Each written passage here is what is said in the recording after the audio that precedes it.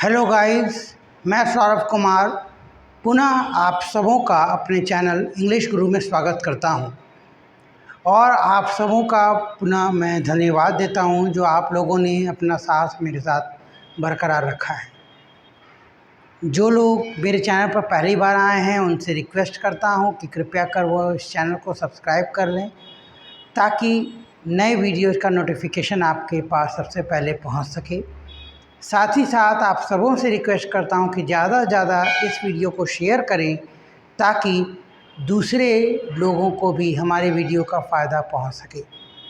पिछले क्लास में हम लोगों ने आर्टिकल ए और एन के बारे में पढ़ा था। आज आर्टिकल पार्ट 2 का वीडियो में हम लोग आर्टिकल द के बारे में पढ़ेंगे।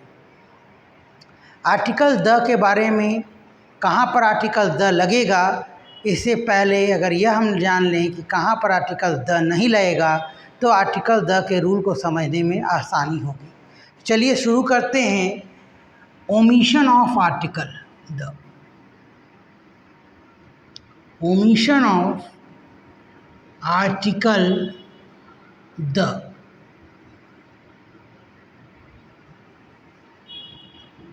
First omission, not used with the common sense sentence।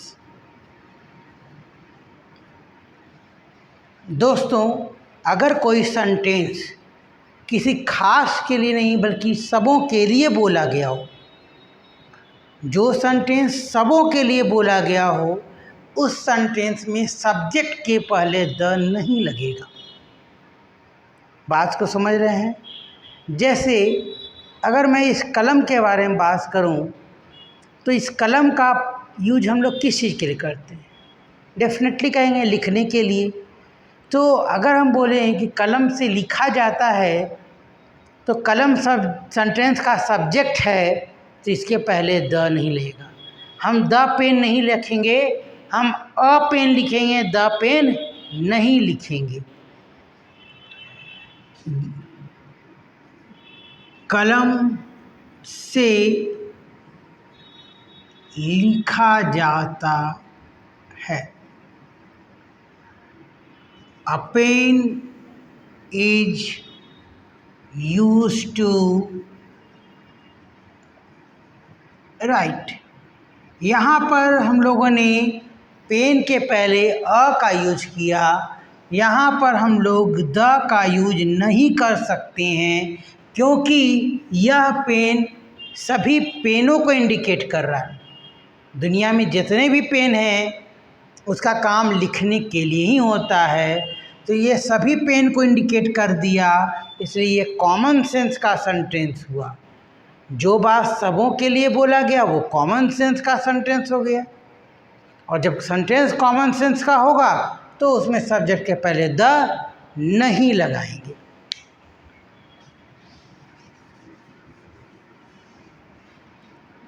Second, generally not used with the name। नाम के पहले अधिकतर हम लोग द का यूज नहीं करते हैं। अधिकतर का मतलब यह हुआ कि आगे आने वाले रूल्स में कुछ नाम ऐसे होंगे जिन्हें बताया जाए कि उसके पहले द लगेगा, इसीलिए यहाँ पर हमने जनरली का वर्ड यूज किया है कि generally not use with the name. जैसे name of person, place, thing, इन सब अधिकतर नामों के साथ द का यूज नहीं होता। जैसे अगर हम बोलें मोहन, रोहन, अमित, तो यहाँ पर इन सब नामों के पहले द का यूज नहीं होगा। अगर हम बोलें दिल्ली, मुंबई, कोलकाता, तो इन सब नामों के पहले द का यूज नहीं होगा।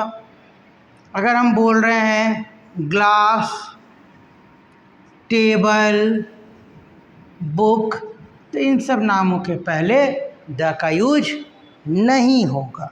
जनरली इन सब चीज़ों के पहले द का यूज नहीं करेंगे। उसी तरीके से अगर हम बात करें तो नेम ऑफ डेज, जैसे मंडे, ट्यूसडे, वेडनेसडे, इन सब के पहले आर्टिकल द का यूज नहीं होगा। उसी तरह बात करें कि नेम ऑफ मंथ, जैसे जनवरी, फेब्रुअरी, मार्च, ये सब के पहले आर्टिकल द का यूज नहीं होगा। इसी तरह के बहुत सारे चीज़ होंगे जिनके साथ आर्टिकल द का यूज नहीं करेंगे दोस्तों। तो अब ये आप समझ लीजिए कि अधिकतर नाम के साथ नहीं आता। आगे रूल में जो जो नाम बताया जाएगा उनके पहले आप द लगाएंगे, उसके अलावा जो भी नाम आए उसके पहले द नहीं लगेगा।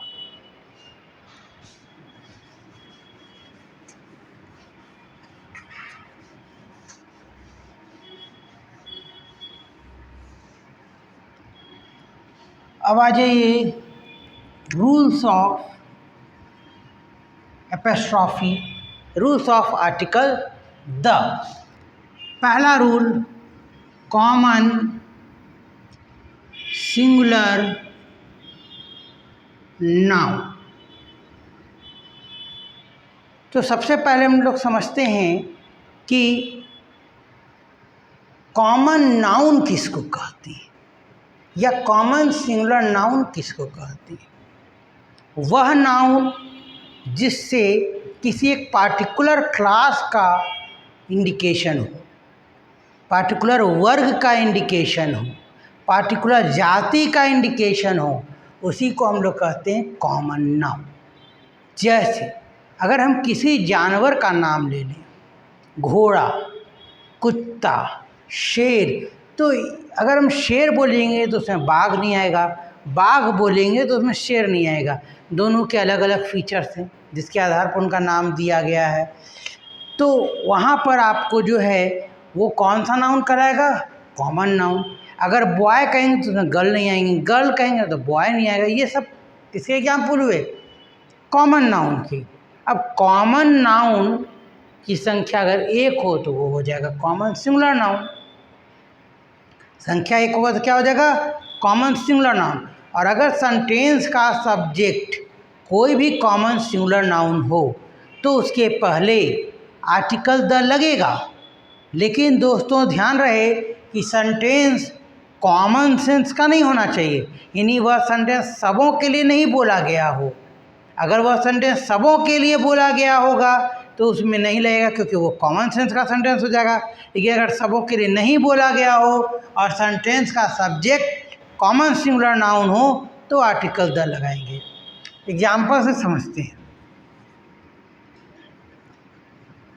घोड़ा काला है, तो यहाँ घोड़ा सेंटेंस का सब्जेक्ट है और घोड़ा से घोड़े जाति का बोध रहा है, जैसे कॉमन नाउन हुआ। घोड़ा से घोड़ा की एक संख्या का बोध हुआ, इसलिए कॉमन सिंगुलर नाउन हो गया। अब घोड़ा काला, तो दुनिया में जितने भी घोड़े हैं सिर्फ काले तो नहीं हैं, तो यानी ये जो है ये कॉमन सेंस का सेंटेंस नहीं हुआ। तब वैसे केस में यहाँ लिखेंगे the horse is black, the horse is black. अगर यही रहता घोड़ा तेज दौड़ता तो जितने भी घोड़े हैं वो तेज ही दौड़ते हैं। ये माना गया है कि घोड़ा तेज ही दौड़ता है, कुत्ता वफादार ही होता है। तो वैसे सेंटेंस को कॉमन सेंस का मान लिया जाता है, इस कारण से उसमें सब्जेक्ट के पहले आर्टिकल द नहीं लगेगा। लेकिन यहाँ पर घोड़ा काला, दुनिया के जितने घोड़े काले नहीं हो सकते, इसलिए यहाँ पर ये कॉमन सिंगुलर नाउन के रूल से आर्टिकल द का यूज सब्जेक्ट के पहले होगा। अब आगे बढ़ते हैं। Second, countable noun. Countable noun वह नाउन जिसे हम गिन सकते हैं, उसे क्या कहेंगे, काउंटेबल नाउन। जिसे भी हम गिन सकें उसे क्या कहेंगे? Countable noun.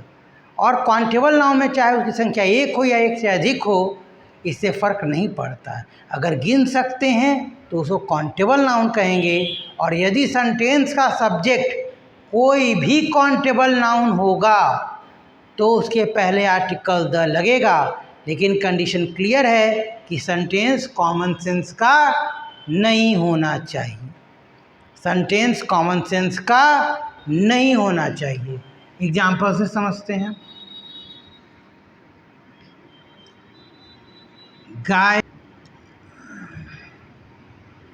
गाय लाल है। तो गाय लाल है में गाय क्या हुआ? नाउन हो गया। गाय को गिन सकते हैं, काउंटेबल नाउन हो गया। तो यहाँ पर अब आइए सेंटेंस गाय लाल है, तो दुनिया की जितनी गाय वो लाल नहीं हो सकती। तो यहाँ पर आप क्या लिखेंगे? The cow is red. The cow is red. दूसरा एग्जाम्पल आप ले सकते हैं। कलम महंगा है। तो दुनिया की जितनी कलमें महंगी नहीं हो सकती हैं, और कलम को गिन सकते हैं। The pen is costly. इस तरीके से काउंटेबल नाउन के पहले आर्टिकल द लगेगा, लेकिन सेंटेंस कॉमन सेंस का नहीं होना चाहिए। अब आए थर्ड रूल पर, with the name. With the name, अभी थोड़ी देर पहले मैंने ओमिशन में बताया था कि generally not use with the name. अब कुछ नाम मैं बताने जा रहा हूँ जिसके पहले आर्टिकल द का यूज करेंगे।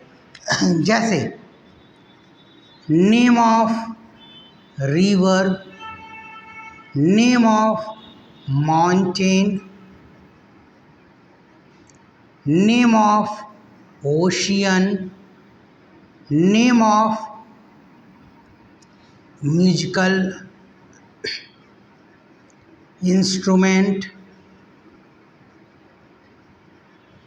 Name of planet, name of newspaper, name of seven wonders of the world, seven wonders of the world.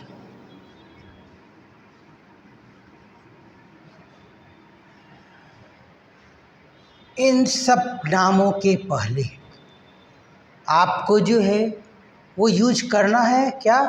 Article the. इन सब नामों के पहले आपको क्या यूज करना है? आर्टिकल द का यूज करना है। एग्जाम्पल से समझते हैं।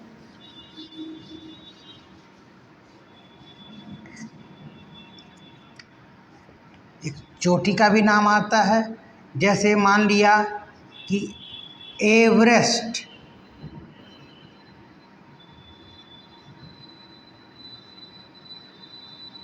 सबसे ऊंची चोटी है। The Everest is the highest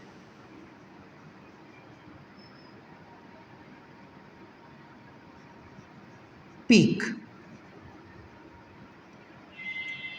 Everest जो है वो चोटी का नाम हुआ, इसलिए एवरेस्ट के पहले आर्टिकल द का यूज करेंगे। मान लिया रिवर की नाम ले लेते हैं, तो गंगा एक पवित्र नदी है। The Ganges is a Holi river. Ganga एक पवित्र नदी है, तो यहाँ पर गंगा के पहले आर्टिकल द का यूज होगा। किसी भी पेपर का नाम ले लेंगे, न्यूज़पेपर का, तो वहाँ भी आर्टिकल द का यूज कर देंगे। किसी भी प्लैनेट का नाम ले लेंगे तो वहाँ भी, यानी दुनिया में कोई भी चीज़ जो एक हो, दुनिया में कोई भी चीज़ जो एक हो, उसके पहले आर्टिकल द का यूज कर देना है।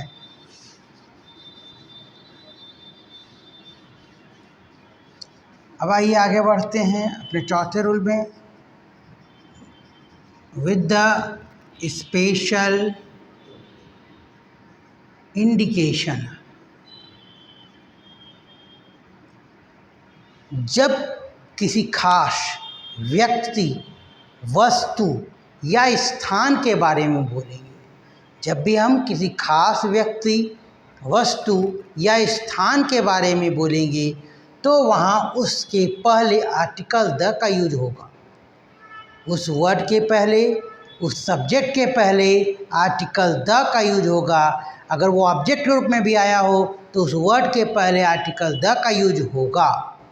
जब भी आप किसी भी खास चीज़ के बारे में बोलेंगे, किसी खास व्यक्ति के बारे में बोलेंगे, किसी खास जगह के बारे में बोलेंगे, जैसे एग्जाम्पल लेते हैं, महात्मा गांधी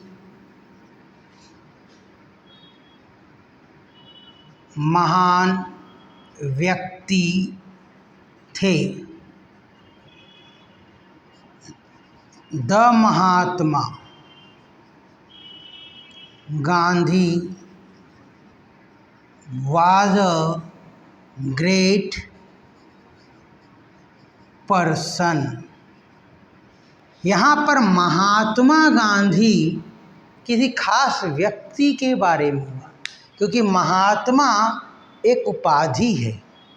महात्मा एक उपाधि है और उस उपाधि के पहले आर्टिकल द लग गया, क्योंकि गांधी हमारा आपका किसी का भी नाम हो सकता है, लेकिन महात्मा गांधी जो है वो किनका नाम हुआ, बापू किनका नाम हुआ, तो मोहनदास करमचंद गांधी का नाम ही महात्मा गांधी हुआ। उन्हीं को हम लोग बापू के नाम से भी जानते हैं, इसलिए उनके पहले आर्टिकल द का यूज किया जाएगा। इस तरीके से मैंने आज 4 रूल्स को आपके सामने बताया है, और जो है अगले वीडियो में हम लोग आगे के रूल्स के बारे में जानेंगे। उम्मीद करता हूँ कि मेरी बातें आपको समझ में आ रही होंगी। अगर दोस्तों ऐसा है तो पुनः एक बार मैं आग्रह करता हूँ कि इस वीडियो को ज़्यादा से ज़्यादा लोगों तक शेयर करें। अगर आप मेरे चैनल पर नए हैं तो इस चैनल को ज़रूर सब्सक्राइब करें, ताकि आपको हमारे नए वीडियोज़ का नोटिफिकेशन सबसे पहले मिल सके। इन्हीं शब्दों के साथ मैं आज का क्लास ख़त्म करता हूँ। धन्यवाद। Thank you.